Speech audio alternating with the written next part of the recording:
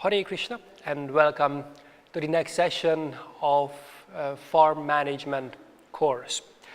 We are speaking about social sustainability.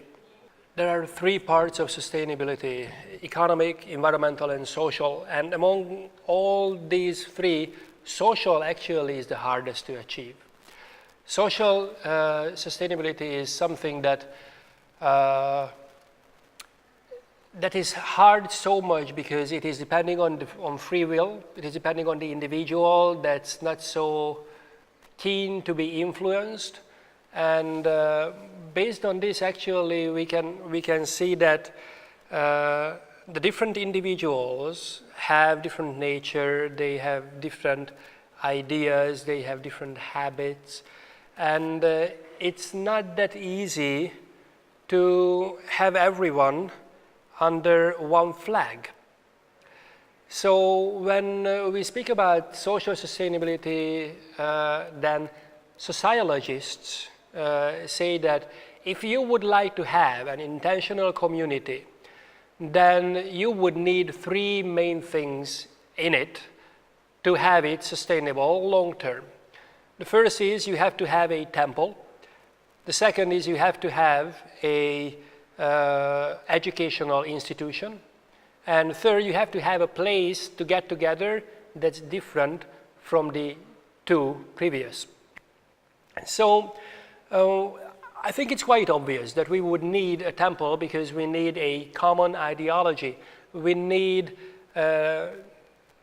values, we need ethics, we need morals, rules, principles that are not from this world, that are transcendental, that are coming from Krishna directly. And that place is the temple where we get this input or this information. And then the second is the educational institution. We don't have to say that it's an institution, but there should be a place for education. Either it's formal or informal or both. The most important thing is that you have to have it, because that's the place where you do the training, where you do workshops and different educational methods.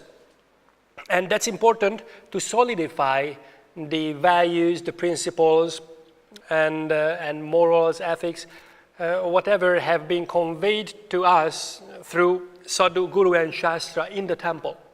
So the educational institution should be something that can convey the message to us in the present time, and that would help us putting everything in practice in our life. So that's the educational institution part.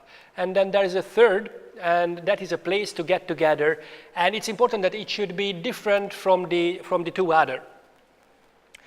So the two other, we can say that they are some kind of formal in mood. So it's like this is the place where the transcendental message is conveyed to us. This is a place where I'm being trained, but I would like to be with my friends and with my family and with the community members in a more relaxed settlement. So that should be provided. And when we provide those things, we have to make sure that the environment is absolutely informal. There's nothing formal about it. It could be a place where you can go and you bake a bread, or you can make a bonfire, or it could be just some field with grass and some trees. It doesn't have to be so elaborate. The main thing is that you have to have a place where you can get together, and it's not the temple and it's not an educational institution. So when we speak about these aspects of social sustainability, then we can also understand that there are social influence. And there are three main sources of influence. that's usually there. The first is the influence of the family where we live in. Then the second is the influence of the education, and the third is the influence of the community or the friends. And if we see that in children, you know, the family gives values, and the Gurukul or the school gives values and knowledge, and the friends are exhibiting the values. So that is an interesting thing, that usually people tend to lean towards the friends because it's free will. It's a group of people who I chose, who I like to be with, who I can share my value system with, and actually that's an important part of social sustainability, that we should recognize these different aspects. As much we can recognize these, exactly that will be the strength and the foundation of social sustainability within our community. A community will stay together when there are common values. It is really important to have an educational system, formal and informal also, that will help firmly establishing that value system. The common values can be achieved through many different means, and the result of commonly accepted and common shared values is a high level of trust within the community and a really strong communal feeling that I really belong here. And actually this belonging, that's a glue that will really keep the whole community together. So when we are speaking about a sustainable community socially, then we should see what are those elements that will really create that culture that will keep the community together. And that's usually based on understanding that we are different, and we try to achieve that everyone is engaged according to his or her own nature. Everyone can do any kind of service for a certain amount of time, but for a lifetime it's not that easy. So it is important to figure out what is my skill set, how I can really be inspired and be enthusiastic to do something, and what do I as a person think as that this is my life mission. How would I be able to dedicate my whole life to one particular thing? And when we can find this, and the individual goal setting and all these things are there, and the individual understands his or her own nature, then he or she can be engaged in that service, then he will naturally be successful in that.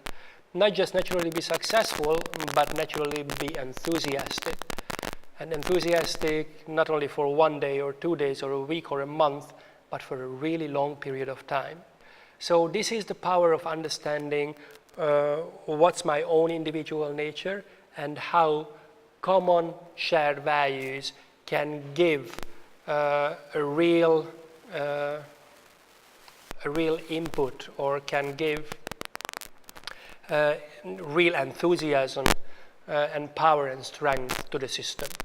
Let's speak about a little what are the tools that will help maintaining the common vision. Well, there are tools like education and communication and different kinds of trainings, there could be regulations, and also on the leadership level there are sanctions. And all these things help defining the boundaries of a community. What are the values, principles, regulations? What are the different habits? What are the different moods that we accept within this community, and what are those that we really do not? So these should be well defined, and these tools should be used regularly so that the devotees will understand and will maintain their understanding in the common values. The other thing that's really important to maintain common values is celebrations and appreciation. These two things are so crucial to have a sustainable community that without this, it doesn't matter whatever glue you put in the community, whatever values you would like to put in, whatever rules and regulations and boundaries you would set, it will fail for sure. Celebrations and appreciations are so essential to the individual that actually one cannot live without it. So when we try to set up a sustainable community, then we should try to find the most opportunities for celebrations and for appreciation.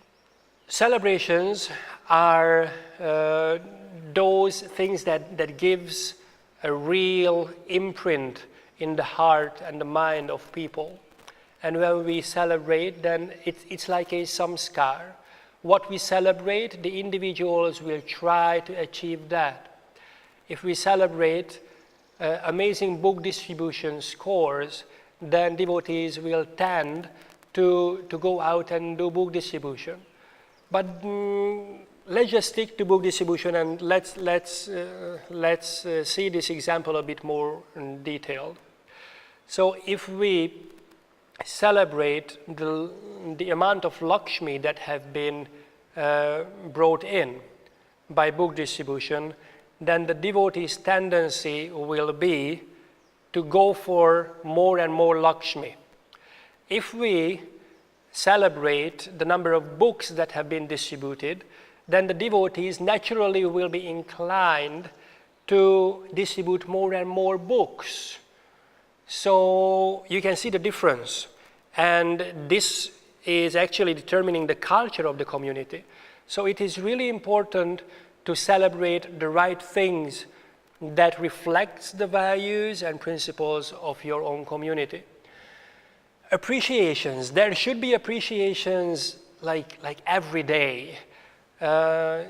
Appreciation, just even some good words that really boosts one's inspiration and enthusiasm, and that helps the devotee to feel being a member of the community, and that helps the community to reach out to the individual and accept his or her services and the results that have been done in those services.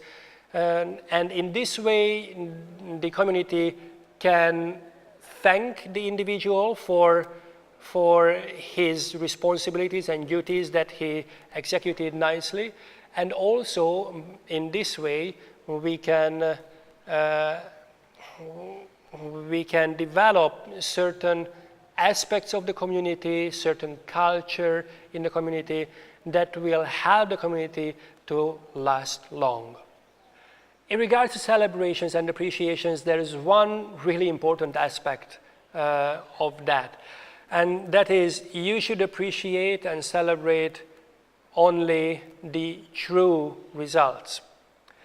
If you celebrate results that the individual did not achieve, then the community will start feeling that it's just a fake thing and that your intent is not right. And if your intent is not right, or seemingly it's not right, then the result of that could be that the trust within the community will decrease. The inspiration to do a service will decrease, and it gives a real instability to the system. Stability of the system is vital, and consistency gives stability. So if someone achieves something and we celebrate, then if someone else achieves the same thing, he also should be celebrated. And this is important because otherwise it could be like, well, I was celebrated, but it was just by chance, you know, I didn't do anything great. And actually the leaders, whenever they think, they just celebrate something, or they say some words of appreciation, but actually it's not consistent, so I really don't know what to do within the community. So these thoughts can be really destructive. So we should have proper times of celebration and proper times for appreciation for the proper means. So the next element of social sustainability is a sustainable leadership.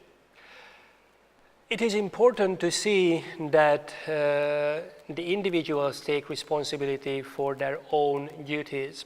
Everyone, all the individuals within the community should understand why they do things, what can they use, what are the tools to use, where they should perform their duties, what should be the result. So all these questions should be answered, and then the devotees will be willing to take responsibility. But on the other hand, we must not have expectations only. We should give protection. And a leader's job is giving protection. Influence is merely a tool to give protection to different things. Why I say different things is because there are four main things that leaders are giving protection to. First of all, it's knowledge. Second, it's people.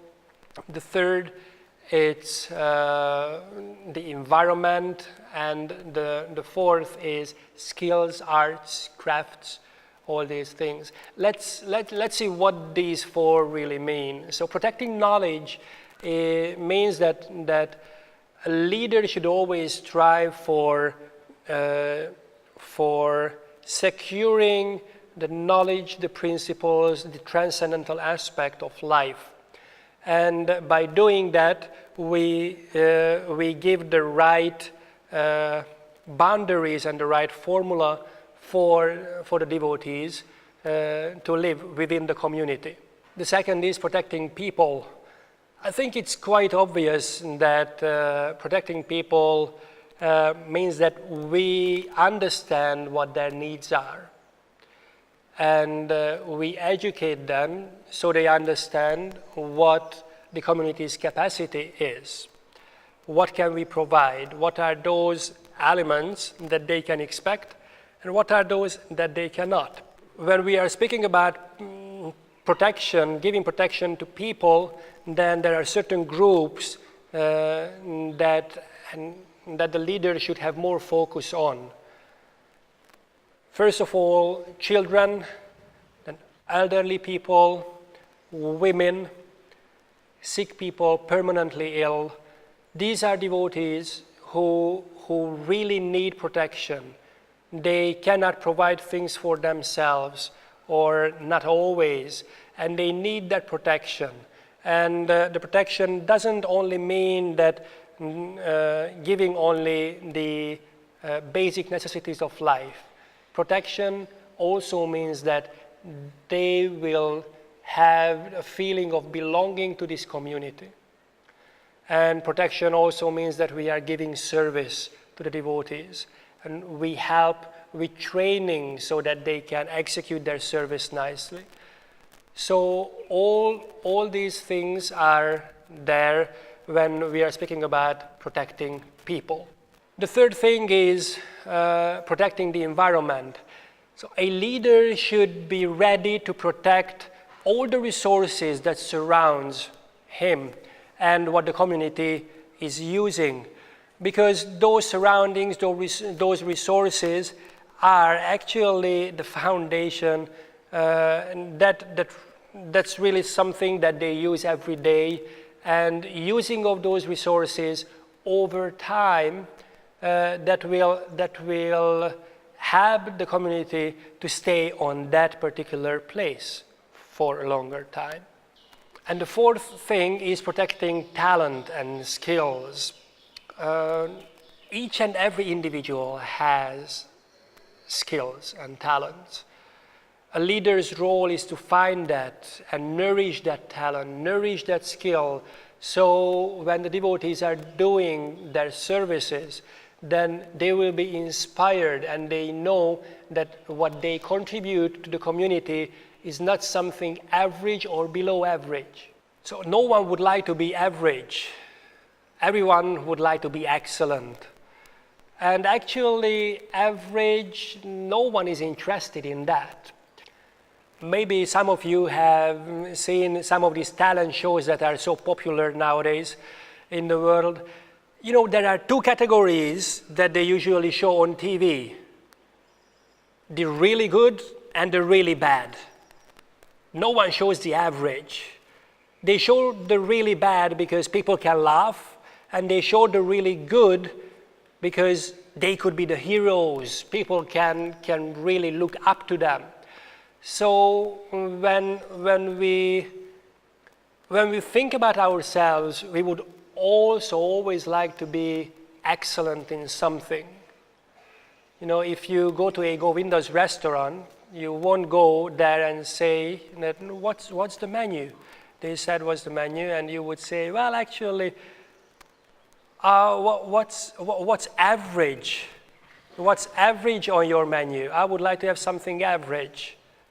And then when the waiter comes with your thali and puts down your thali, you look at it, oh, thank you very much. It's such an average thali. You won't say that. You're always looking for excellent things. So it's the same thing with finding talent and skills. We should find in the individual what are the excellent qualities, what are the excellent talents, what are those skills that he has, and maybe no one else has that. And we should nourish those talents. We should provide education so that devotees can develop those talents nicely and those skills, and they can practice all those. The last aspect of social sustainability, and also we spoke about this before a little, that's the membership. Who is the member of your community? You have to define, as you spoke about that earlier, you have to define what are the boundaries, what are the limits of entry, how people will be able to identify themselves with your community. What does it mean to belong to your community?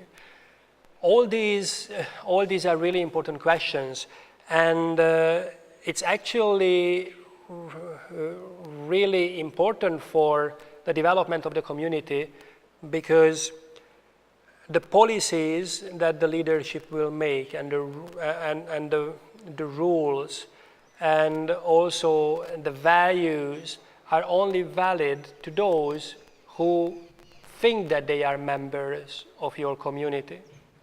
So it is important to keep your community always clean, meaning that everyone understands what is their role in the community, and everyone understands their own contribution to the community. So if someone cannot contribute or don't feel that he is contributing to the community, he will not be a member, or he will move out. And if someone cannot identify him or herself with the values, then gradually he will move out, or she will move out and find his own community. So it is important to define your membership. And by defining your membership, the individuals who are in the community will become real members. And they will expect, actually, everyone else who's a member to act like they do. And in this way, they will develop a commonly accepted culture. And that culture will be your community's culture. And that culture should be always nourished, and you should have that culture to develop. But you cannot develop a community culture if you don't know who the members are. So it is really important, always think of who are the members, and when you make any decisions, make sure that the members know that this is for their welfare. In the beginning, we were speaking about networking, and we were speaking about how we should find partners within ISKCON and maybe outside of ISKCON. So when we are part of a global picture, then we see that we have something greater to think of than only our own farm. And the same goes for the city temples. So when we put these two things together, the farms and the city temples, then there could be a really good balance, and actually there could be such a good and strong and close cooperation that would help the community to grow naturally within the farm and also within the city temple. So it is our job to somehow develop that connection properly, and to develop that connection so strongly that it cannot be cut. And there are many different aspects that we can think of here, and one aspect is the social aspect. So we should make the farm in a way, we should develop the farm in a way that the devotees in the cities can have access to the farm, and also if they would like to move there, they can move there. Not just move there, but stay there and maybe relocate there. But we should make the farm eligible for that. So we should understand the needs of the different devotees over there. And also we should provide education in the cities, in the city temples, so that they understand the importance of the farm and they understand what are their own personal opportunities there on the farm. And also it's the other way around. The farm should understand what it can provide to the city and what are the needs in the city and how the farm can produce all those things, so that all the farm products can go to the city, so that the devotees in the cities and towns, they can have access to that. And devotees on the farm should go to the cities for celebrations, for festivals, and also from the city, the devotees should go for certain festivals to the farm.